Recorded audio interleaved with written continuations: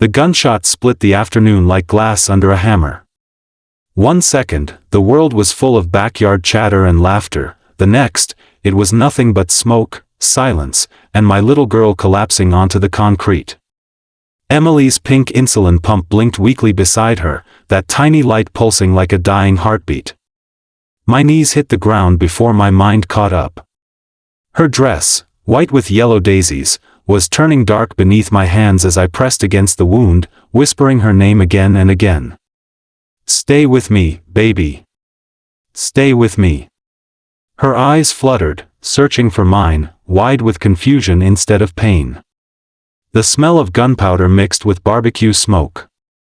Neighbors screamed, someone dropped a plate, but it all blurred together into a hollow hum in my ears.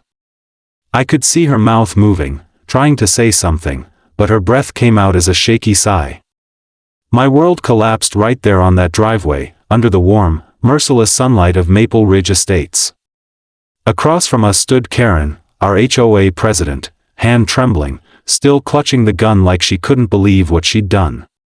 I thought, she stammered, but the words never reached me. I was drowning in a silence heavier than death itself. Sirens wailed somewhere distant, growing closer, but I already knew. The light in my daughter's eyes was fading fast. My hands were slick with her blood, my heart pounding with something far darker than grief. As the police ran toward us and neighbors watched in horror, Karen backed away, whispering, "It was an accident." But even then, as I held my daughter in my arms, I knew one thing with absolute, burning clarity: she had no idea who I really was. Before that day, life in Maple Ridge Estates felt like the kind of peace you only see in commercials, the kind with golden sunlight falling over freshly mowed lawns, kids riding bikes without a care, and sprinklers misting the air like clockwork.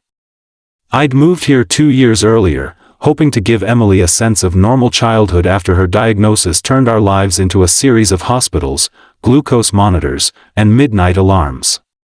I'd left the courthouse behind, taking a quiet sabbatical from the bench, and introduced myself to everyone simply as Daniel, a widowed father trying to start over. I never mentioned I was a county judge. Anonymity gave us freedom, and I wanted to be judged for my smile, not my title. Emily loved it here. Every morning she'd run outside to watch the school bus turn the corner, hair bouncing in a messy ponytail, her insulin pump clipped proudly to her waistband like a badge of courage. The neighbors seemed friendly enough at first, polite nods, Sunday hellos, the usual suburban script.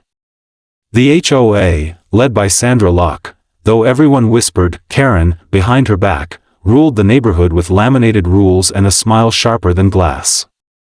Still, I believed we could coexist. Emily had friends now, her laughter echoing between driveways, and for the first time in years, I didn't wake up to the sound of medical machines. We baked cookies for the neighbors, joined the community newsletter, even decorated our yard for the 4th of July. On weekends, we'd sit on the porch, sharing stories about her mother. Emily would trace the wood grain with her fingers, saying she wanted to be strong like Mom. I told her she already was. I didn't see the cracks forming then, the way Karen would pause when she saw Emily's insulin pump, the polite but pointed glances at our trash bin marked medical waste, or the way conversations stopped when we approached. I brushed it off as suburban awkwardness, not realizing it was the quiet prelude to something far uglier. There was a calm to those early days, a deceptive sweetness that made me believe we'd finally found peace. But peace in Maple Ridge wasn't real. It was the kind that came with a clipboard, a rulebook, and someone like Karen waiting behind every trimmed hedge, ready to decide who belonged and who didn't. It began the way poison always does in a place like Maple Ridge, quietly, almost politely. The first time Karen said something about Emily's insulin pump, it was at the mailbox on a mild spring morning. I remember the smell of fresh-cut grass, the low hum of lawnmowers, and her voice slicing through it all like a blade wrapped in silk. "Daniel," she said with that stretched smile she used when she wanted to sound kind but wasn't, "maybe you should have your daughter tuck that medical device under her shirt during neighborhood events. You know, for appearances." I froze, holding a handful of envelopes, unsure if I'd heard her right. Appearances? I asked, my voice calm but colder than I meant it to be. She laughed, waving a manicured hand. Oh, don't take it the wrong way. It's just, some families are sensitive. Kids ask questions, and, well, this is a community that values presentation. Presentation. That was the first word she ever used to tell me my daughter didn't fit her perfect picture. That evening, I found an envelope taped to my front door, HOA letterhead, the ink crisp and official. Residents are reminded to maintain visual harmony in all community gatherings, it read, followed by a clause about medical or unsightly apparatus. My fists clenched so hard I nearly tore it in two. I told myself to let it go. I'd seen small-minded people before, plenty of them standing in courtrooms trying to justify their cruelty. But something about the way she stared from her porch every morning, arms crossed, like she was waiting for us to break another invisible rule, made my stomach twist. Soon, the complaints multiplied. A note about our trash cans, medical waste labels are distressing for children. A warning about our porch, your child's health equipment should not be visible from the street. Even our mailbox wasn't safe, she said the color clashed with the HOA's aesthetic guidelines. The neighbors started to change too. People who used to wave now gave hesitant nods, eyes darting toward Karen's house before greeting me. At community meetings, Karen spoke in her careful, lawyerly tone, concerned for the neighborhood's harmony, while I sat in the back, jaw locked, watching her gather approval from the timid and the petty. She had that gift, the ability to make cruelty sound like civic duty. One night, Emily came into the kitchen holding another notice, her face pale. Dad, she whispered, am I making people mad?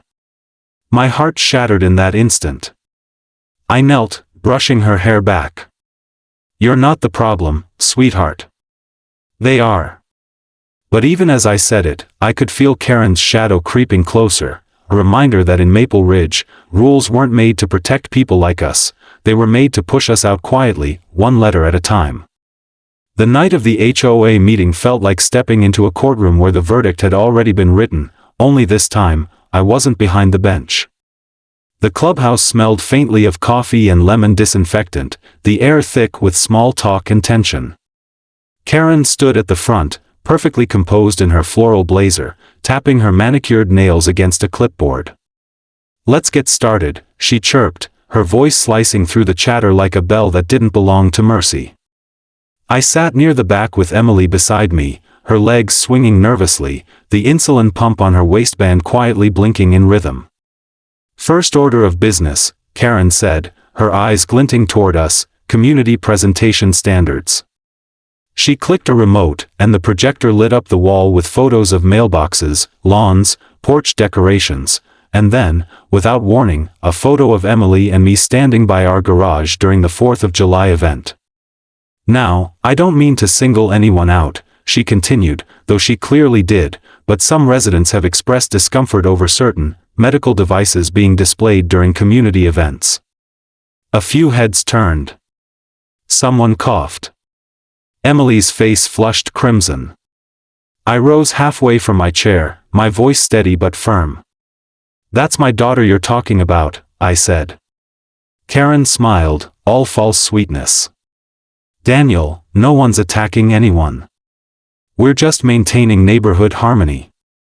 Children can be curious, and curious? I cut in. She's diabetic, Karen. That pump keeps her alive. She tilted her head, pretending concern. Of course, and we sympathize.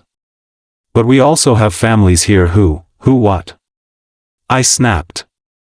Who can't stand the sight of a child surviving? Gasps rippled across the room. Karen blinked, her facade cracking for a split second before she regained her tone. There's no need for hostility. Perhaps you're being too emotional about this. That word, emotional, hit harder than she knew. It was the same word lawyers used when trying to discredit grief in a courtroom. I took a slow breath, forcing control. You don't get to define how I protect my daughter, I said quietly. Emily's small hand tugged at my sleeve, whispering, "Dad, it's okay." But it wasn't. Karen straightened, flipping her papers with finality. "We'll table this for next month. Maybe by then, we can all agree to follow the community guidelines." The meeting moved on, but every word after that felt distant, drowned under the pounding in my chest.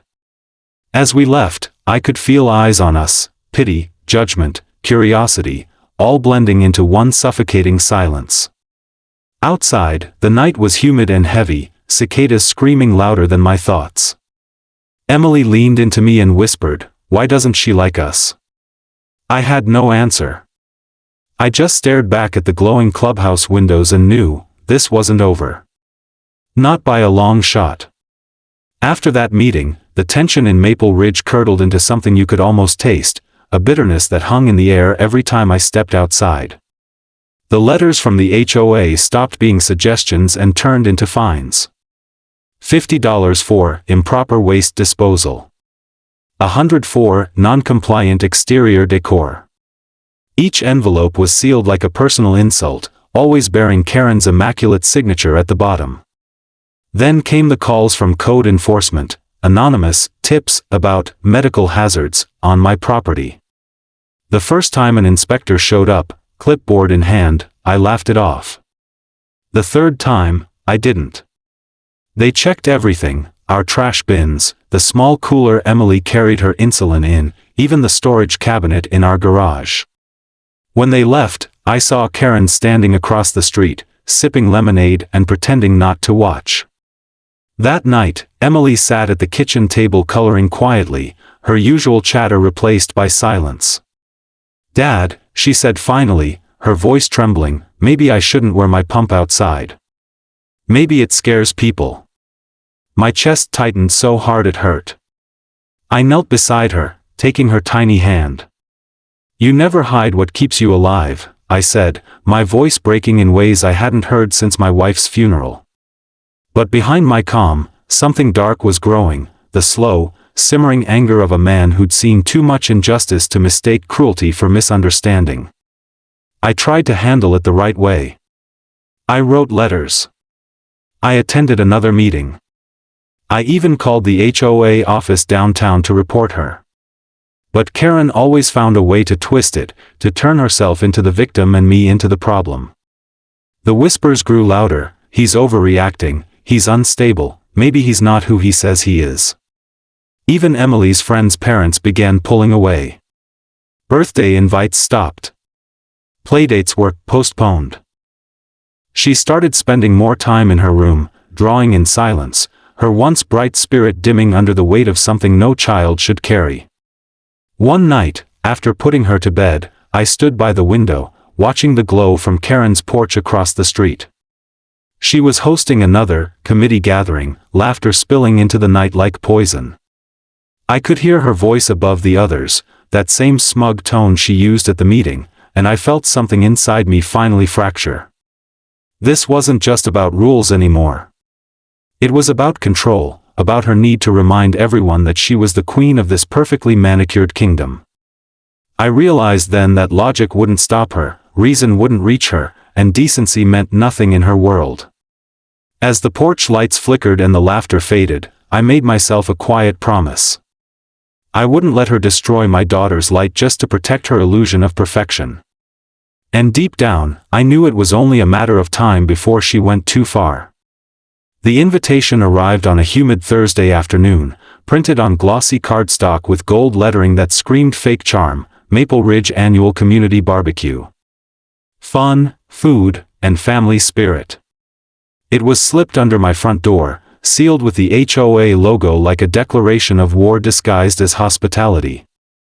I stared at it for a long time, knowing exactly whose idea it was. Karen's name was written in elegant cursive at the bottom, hosted by Sandra Locke, HOA president. The irony almost made me laugh. After everything she'd done, the fines, the whispers, the humiliation, now she wanted us smiling in her backyard like nothing had happened. Emily found the card before I could throw it away. Her face lit up as she read it aloud, eyes wide with hope. "Dad." Maybe she's trying to make peace, she said, clutching it like it was an olive branch. I wanted to tell her the truth, that people like Karen didn't make peace, they made performances. But when I looked at Emily, all I saw was a child desperate to belong somewhere. Maybe, I said finally, forcing a smile I didn't feel. For the next 2 days, she prepared like it was Christmas morning, baking sugar-free cupcakes, laying out her favorite white sundress, even painting a little blue flower on the corner of each cupcake wrapper. I watched her work, torn between pride and dread. I knew this neighborhood too well by now. I could feel the tension under every polite wave, the way curtains moved when we walked by. Still, I let her go. I told myself she needed to see that not everyone was cruel. But deep down, I knew I was lying, I just couldn't bear to break her hope. The morning of the barbecue, the sun blazed mercilessly over Maple Ridge. Lawns were trimmed, grills smoked, and laughter echoed from yards that once pretended not to notice us. When we walked toward Karen's backyard, heads turned, smiles froze. Karen spotted us instantly. She stood near the grill, her red sunglasses reflecting the fire and her own self-importance. "Daniel." "Emily," she called, her voice high and sweet enough to rot teeth. "So glad you could make it." I nodded politely, feeling my stomach twist. Emily ran ahead, clutching her tray of cupcakes. "I made these for everyone," she said proudly. Karen's smile faltered, then returned, too quick, too wide. "How thoughtful," she said, taking the tray but setting it far from the main table, as if sugar-free meant contaminated. I could see it in her eyes, she wasn't done with us. Not yet. As the crowd laughed and music played, I caught her watching Emily, her hand brushing the purse at her side, where I knew she always kept that small handgun she liked to brag about, for safety. The air felt heavy, wrong somehow, and though I couldn't explain it, a chill ran through me despite the heat. Something in my gut whispered that this day would not end the way my daughter hoped. The day of the barbecue was the kind of bright, golden afternoon that hides the worst kind of darkness. The neighborhood buzzed with fake laughter and the smell of overcooked burgers, country music floating from portable speakers as kids ran through sprinklers and parents exchanged the same empty pleasantries they always did. I stood beside Emily at the edge of Karen's backyard, the grass warm beneath our feet, the air thick with barbecue smoke and something I couldn't name, tension, maybe, or dread. Karen was the star of the show, of course, wearing a cherry red sundress and those oversized sunglasses that made her look like she was hiding behind herself. She laughed loudly, too loudly, every few seconds, tossing her hair as she flipped burgers and told stories about maintaining community standards. Her friends, the ones who always agreed with her just to stay in her good graces, hovered nearby like moths around a flame. Emily clutched the tray of cupcakes she'd made, her face glowing with nervous excitement. "Should I give them out now?" she asked softly. I nodded. "Go ahead, sweetheart. Just be careful near the grill." She smiled, the kind of smile that could melt steel, and walked toward the tables. I followed her with my eyes, watching as she offered a cupcake to one of the younger kids, then to a woman I barely knew. Most people smiled politely, but some just stared, their smiles tight, their eyes darting toward Karen as if waiting for her approval. When Emily reached the grill, Karen turned with a perfect pageant grin. "Oh, look who's come bearing treats," she said, her tone sugary enough to rot the air. "Are they safe for everyone, dear?" The laughter that followed wasn't friendly, it was nervous, brittle. Emily blinked, unsure how to respond. "They're sugar-free," she said, her voice small but steady. "I made them myself." Karen tilted her head, inspecting the cupcakes like they were science experiments. "That's adorable," she said, and set the tray aside like it was contagious. My stomach twisted. I took a step forward, ready to step in, but then someone threw a football across the yard, one of the teenage boys, showing off, and it bounced off a chair, rolling right to Emily's feet. She bent down to pick it up, her white dress catching the sunlight, her insulin pump glinting at her hip. That's when it happened. Karen's voice tore through the chatter, sharp and frantic. Don't touch that. Heads turned. She dropped the spatula, stumbled back a step, and reached into her purse. My brain didn't register what was happening until I saw the glint of metal. The gun. For a heartbeat, the world slowed to a crawl. I shouted her name, Karen, stop. But my voice drowned under the surge of panic. Emily froze, the football still in her hands. Karen's hand shook, her eyes wide with the feverish righteousness of someone who believed their own lies. Step back, she screamed.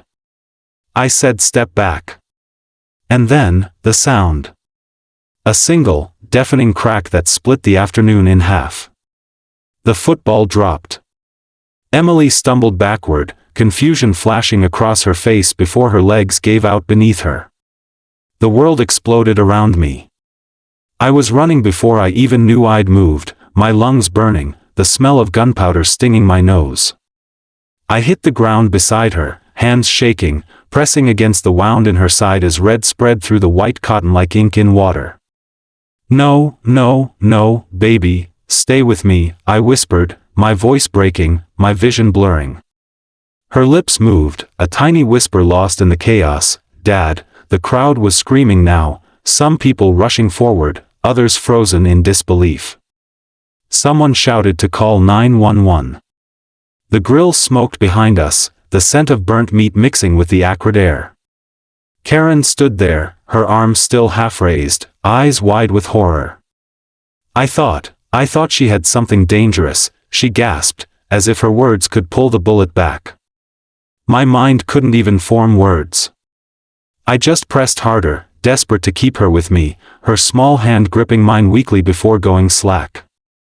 The sirens were already echoing down the street, but all I could hear was that single shot replaying over and over in my head, echoing against everything I'd ever believed about justice, about safety, about people. In that moment, as the world spun around me, I understood something terrible. Karen hadn't just killed my daughter. She had awakened the part of me that would never rest until every ounce of what she'd done was answered for. The flashing red and blue lights painted the whole street in chaos, colors that didn't belong against the perfect white fences and manicured lawns of Maple Ridge. Police cruisers screeched to a stop, sirens cutting through the thick air still haunted by the gunshot's echo. Neighbors gathered in stunned silence, their summer smiles gone, replaced by wide, trembling eyes and shaking hands clutching paper plates or half-filled drinks. Someone sobbed near the sidewalk, someone else whispered prayers under their breath. I sat on the pavement, my jeans soaked in Emily's blood, my hands still pressing where the wound had been before the paramedics gently pulled me back. They worked in a flurry of motion, gauze, oxygen mask, 4 lines, their voices calm but urgent. Pulse weak, pressure dropping, move, move, move. I couldn't hear anything beyond that. The world had narrowed to the rhythmic sound of her shallow breathing and the flashing light that strobed across her small, pale face. Karen was standing a few yards away, her gun now sealed in an officer's evidence bag, her hands raised, voice trembling but too loud. It was an accident. I thought she had something dangerous, that machine, I didn't know. The officer beside her looked sick, torn between procedure and disbelief. "Ma'am, that was a child," he said flatly. "You shot a child." Karen's head shook violently, tears smudging her mascara, her words falling apart between sobs. She reached for her hip, I thought. I didn't mean to. I rose slowly, the blood on my palms already drying, my heartbeat so loud it drowned out everything else. I wanted to scream. I wanted to tear the world apart for what she'd done. But all that came out was a whisper, "She's 9 years old." "You thought my daughter was a threat?" The officer stepped between us as the EMTs lifted Emily onto the stretcher, the sound of Velcro straps snapping tight echoing like gunfire in my ears. Her small hand slipped off the side, limp, streaked with red. I reached out instinctively, but they pulled her away, loading her into the ambulance under the flashing lights that turned everything cruelly cinematic, like a scene from someone else's nightmare. The door slammed, the siren wailed, and the ambulance disappeared down the street, leaving the smell of gunpowder and barbecue smoke behind. Karen collapsed onto the grass, sobbing into her hands, but I saw no remorse in her eyes, only fear for herself. The police read her rights as I stood there motionless, watching the neighbors who had laughed minutes ago now staring at me as if I were the ghost. The world felt hollow, drained of sound, except for one question that wouldn't stop looping in my mind, sharp and merciless: how could anyone look at a child, my child, and see a weapon? The hospital lights were too bright, too sterile, too quiet for the kind of pain that filled me. I sat outside the trauma room, my shirt stiff with blood, my hands trembling in a way they hadn't even in the courtroom on my hardest cases. Through the small glass window, I could see the doctors moving around Emily's small body, their voices low and urgent. Machines beeped, monitors flashed, and nurses moved like ghosts, but none of it felt real. The door finally opened, and a doctor stepped out, tall, gray-haired, his face carved with the kind of sorrow that came from doing this too many times. "We did everything we could," he said softly, his voice like gravel under a whisper. My world collapsed in one sentence. Everything after that blurred: the paperwork, the condolences, the way the nurse's hand rested gently on my shoulder before she walked away. I sat there in the hallway, staring at the white tile floor where the light flickered, thinking about the last words Emily had said, "Dad," just before her voice vanished. I didn't cry at first. The tears came later, like a flood breaking through a dam, when they let me see her one last time. She looked peaceful, too peaceful, as if she were only asleep. I brushed a strand of hair from her face, kissed her forehead, and whispered a promise I intended to keep: "I'll make this right." But outside those sterile walls, the world was already shifting, twisting. Reporters showed up before dawn, their vans parked across the street, lights glaring like vultures waiting to feed. HOA President defends self in tragic shooting, one headline said. Another, neighborhood dispute turns deadly, woman claims self-defense. Karen's version was spreading like wildfire. She told police she'd feared for her life, said she saw a device she thought was a weapon, that Emily's sudden movement had startled her. Some neighbors backed her up, parroting her words to cameras like rehearsed lines. The same people who'd once smiled at my daughter were now painting her as a threat. When I saw it on the local news, the words, "tragic misunderstanding," flashing across the bottom of the screen, something inside me snapped. That night, I got a call from a detective I knew well. "She's already lawyered up," he said grimly. "High-priced defense team. They're going for mental shock, negligent discharge, maybe even temporary insanity." I didn't speak for a long time. I just stared out the window of that hospital waiting room, the city lights blurring in my vision. They thought I was just a grieving father. They didn't know the man they just cornered was a sitting county judge, and I wasn't about to let the law twist the truth. Emily's heart had stopped that day, but mine had turned to steel. I wouldn't just mourn her. I'd fight, with every ounce of justice this system owed her name. By the time the trial began, the world had already chosen its sides. The story had spread beyond Maple Ridge, feeding on headlines, talk shows, and online debates: tragedy or mistake? Gun rights versus neighborhood fear. I sat through every hearing in silence, my face calm, my grief buried under a mask that had once belonged to a man of the law. The courthouse that used to feel like a second home now felt like a tomb, filled with cameras, whispers, and the metallic taste of injustice. Karen walked in every morning looking fragile, hair tied neatly, pale blazer, clutching tissues like a prop. Her defense team crafted the perfect image: a frightened woman, an unfortunate misunderstanding, a neighborhood mom, traumatized by paranoia. They called it an accident of fear. I called it murder. But I didn't say that, not yet. I sat in the front row, hands folded, eyes fixed on her, as her lawyer painted a story that made my blood turn cold. "Mrs. Locke," he said to the jury, pacing slowly, had every reason to believe she was in danger. A sudden movement, an unfamiliar device, in a time of fear, anyone might have reacted. Then he gestured toward a photo of Emily, my little girl, projected on the courtroom screen. Tragic, yes. But unforeseeable. The audacity of it made my throat burn. They called her an unfamiliar presence. They dissected her illness like a criminal profile, reducing her insulin pump, the thing that kept her alive, to a suspicious apparatus. Each word was a dagger dressed as sympathy. I watched, silent, as they twisted her memory into something unrecognizable. My attorney leaned toward me once, whispering, "You sure you don't want to testify?" I shook my head. "Not yet," I said. "They don't know who I am. Let them keep underestimating me." The prosecution tried their best, good people, passionate, but outmatched by the defense's theatrics. They brought up the security footage from a neighbor's camera, the one that caught the flash, the shot, and Emily's fall. The video silenced the room, yet somehow Karen's team still spun it. "You can see how sudden it was," her lawyer insisted. "She acted on instinct." Instinct. That word became their shield. Every time they said it, I clenched my fists tighter. When Karen took the stand, she cried, real tears, maybe, but for herself, not for the girl she killed. Her voice trembled, rehearsed, each sentence a plea for pity.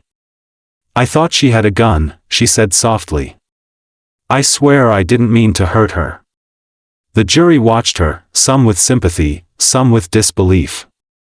And I sat there, stone still, because if I moved, if I spoke, the mask would break. I remembered every face in that room, the jurors, the reporters, the people who once lived next door to us and now pretended they hadn't seen what they saw. Weeks passed. The case turned into a spectacle. Strangers debated my daughter's death like it was a social issue instead of a human tragedy. The media called me the grieving father who stayed silent. They didn't know the silence was strategy. On the final day of the trial, as the judge prepared to read the verdict, I stood up. The bailiff's eyes widened. He knew me, finally recognizing what others had missed. I approached the bench, holding a sealed folder. "Your Honor," I said, voice steady, "I'm requesting permission to address the court as the legal guardian of the victim." Murmurs rippled across the room. The judge nodded hesitantly. I turned, facing Karen. Her eyes widened, confusion flickering into horror as I reached into the folder and placed my credentials on the podium. The seal of the county court glimmered under the light. "For the record," I said quietly, "I am Judge Daniel Reeves, and this is my courtroom district." The silence that followed was absolute. Karen's face drained of color, her mouth opening but no sound coming out. Her attorney stammered, "Objection, conflict of," but the judge overruled it before he could finish. I didn't raise my voice. I didn't need to. I just looked at her, the woman who destroyed my world, and spoke the way I used to when sentencing men who thought they could outrun truth. "You said you feared my daughter," I said softly. "You said instinct pulled the trigger. But instinct doesn't aim. It doesn't squeeze. It doesn't reload its story to sound innocent later." Karen trembled, her fingers clutching the table as if it could save her. I turned to the jury. She didn't kill because she was scared. She killed because she believed her fear mattered more than my child's life. The room was silent enough to hear hearts breaking. When the judge read the verdict, guilty on all counts, Karen collapsed into her chair, sobbing. I stood still, breathing for the first time in months. Justice hadn't brought Emily back, but as I watched the bailiff lead Karen away in cuffs, I saw the smallest flicker of peace, not triumph, not vengeance, just the weight of truth finally settling where it belonged. The courtroom that morning felt like it was holding its breath. The air was thick with the kind of silence that only comes before something irreversible. Sunlight cut through the tall windows in sharp, golden beams, slicing across the polished floor like the bars of a cell. Reporters whispered at the back, their cameras poised, hungry for the last act of a tragedy they'd turned into spectacle. The defense table sat empty for a moment before Karen was led in, wrists trembling, her once perfect hair pulled back too tight, her designer blazer replaced by something simple and colorless. She didn't look like the tyrant of Maple Ridge anymore. She looked like a woman trying to wake from a nightmare she'd written herself. When I stepped through the side door in my black judicial robe, the room stirred. Gasps rippled through the benches. Her head snapped toward me, confusion twisting into disbelief. "You?" she whispered, her voice cracking. "You can't, I am," I said, my tone calm but final. "You stand in the court of the same law you thought you were above." The judge presiding gave a solemn nod. He'd allowed me to deliver the final remarks, to face her one last time. I stood behind the bench, my rightful place, but this time, justice wasn't abstract. It had a face. My daughter's face. Karen's lawyer started to object, his voice shaky, muttering something about conflict of interest, but the judge silenced him. "Proceed," he said simply. The room went still again, like the air itself refused to move. I looked directly at Karen. She wouldn't meet my eyes. "Sandra Locke," I began, my voice carrying through the chamber, "you claimed you were defending your neighborhood. You said you feared for your life. You said instinct guided your hand. But fear is not justice. It's not reason. And it's not an excuse to murder a child." She started shaking her head, tears spilling, her words tumbling out in fragments. "I didn't mean to, I thought, I was scared." "You weren't scared of her," I said, my voice cutting through her stammering. "You were scared of not being in control. You saw my daughter's medical device and thought it ruined your perfect little world. You saw difference, and called it danger." She finally looked up at me then, her eyes wild, desperate, searching for mercy that didn't exist anymore. "Please," she whispered, "I never wanted this." I stepped closer, my voice lowering to something that silenced even the cameras. "You said this neighborhood needed protection," I told her, steady as stone. "You were right. But it needed protection from you." The words hung there, heavy and final, until the only sound was her quiet sobbing. The judge turned to the jury. The foreman stood, paper trembling in his hand, and read the verdict that felt like a lifetime coming. "On the charge of second-degree murder, we find the defendant, Sandra Locke, guilty." The courtroom erupted, gasps, cries, reporters scrambling, but I didn't move. I just watched as the bailiff approached her, the cold click of handcuffs snapping shut echoing through the chamber like a punctuation mark on months of torment. As they led her away, Karen looked back at me one last time, her voice trembling through the tears. "You ruined me," she said. I didn't flinch. "No," I said quietly, "you did that the moment you pulled the trigger." She disappeared through the side door, swallowed by the same system she thought her lies could bend. The noise in the room swelled again, voices, footsteps, flashes, but for me, it all faded. I reached into my robe pocket and touched the small silver charm Emily used to wear on her bracelet, a tiny heart that read hope. I closed my fingers around it, let the weight of it steady me, and whispered under my breath, "Justice delivered, baby girl." The gavel fell once. The case was over. But for the first time since the shot that shattered our world, I felt something close to peace, not victory, not relief, just the quiet, unshakable knowledge that the truth had finally spoken louder than her lies. The morning after the verdict, Maple Ridge looked almost the same, the lawn still perfect, the mailboxes still aligned like soldiers, the world pretending it hadn't seen what happened. But something in the air had shifted. The silence wasn't the same kind that used to suffocate us, it was lighter now, almost respectful, like the neighborhood itself was holding its breath out of shame. I drove home slowly, every familiar corner feeling different under the weight of what had been lost and what had finally been set right. The front yard was empty, the swing Emily used to sit on creaking softly in the breeze. Her shoes were still by the porch steps, the ones she wore that morning, pink with scuffed soles and a bit of glitter worn off near the toes. I picked them up, holding them like something sacred. The house smelled faintly of her, vanilla lotion and crayons, and on the kitchen counter sat the last of her cupcakes, their frosting hardened but still the softest shade of blue. She'd made them for the barbecue, her way of saying she wanted everyone to get along. I carried the tray outside, walking to the big oak tree at the edge of our yard, her favorite spot. She used to sit there for hours, sketching the birds and clouds, humming songs only she seemed to know. I placed the cupcakes in a neat circle beneath the tree, brushed some dirt from the bark, and whispered, "They know the truth now, baby. They all know." The wind stirred, gentle but insistent, rustling the leaves until it sounded like applause, faint, distant, but real.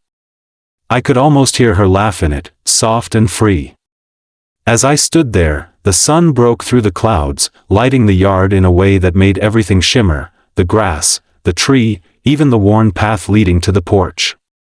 For the first time in months, I didn't feel that crushing weight in my chest. Justice hadn't brought her back, but it had given her peace. And in that peace, I found the smallest piece of myself again. I sat on the porch as the day faded, the sky turning amber, then rose, then deep blue, the same color as the frosting on her cupcakes. Somewhere beyond the horizon, I imagined her laughing again, running barefoot through a place where no one could ever hurt her. I took the charm from my pocket, the one that said hope, and hung it on a small branch of the oak tree. It caught the light, glinting like a heartbeat in the dusk. "Goodbye, sweetheart," I whispered, my voice breaking but calm. "You won." Then I turned back toward the house, the door creaking softly as I stepped inside, leaving the evening wind to carry her laughter through the neighborhood that would never forget her name, not because of what was taken, but because of what she left behind.